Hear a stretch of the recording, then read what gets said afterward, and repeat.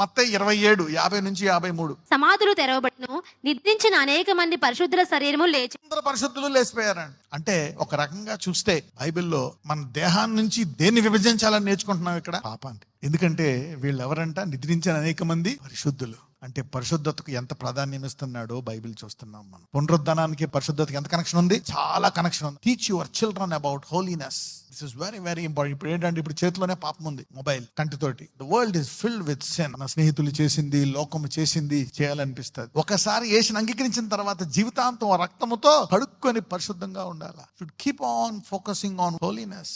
Holiness separates death from you for ever. అంటే పరిశుద్ధత నీ యొక్క శాశ్వత జీవము నుండి దేన్ని విభజిస్తుంది?